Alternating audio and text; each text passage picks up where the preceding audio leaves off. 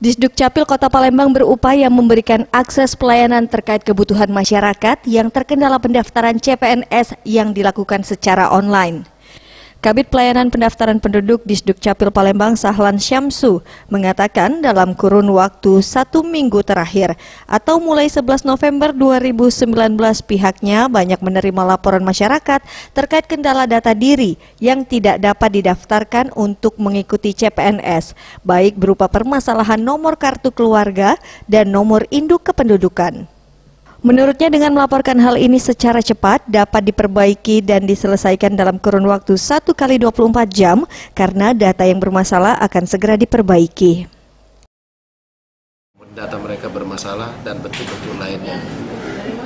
Terkait ini sesuai dengan petunjuk dari Kementerian Negeri, apabila ada warga masyarakat yang ingin mendaftarkan CPNS melalui online sesuai dengan website masing-masing, kami melakukan namanya konsolidasi manual. Dirinya menghimbau masyarakat agar dapat bersabar menunggu perbaikan data diri ini.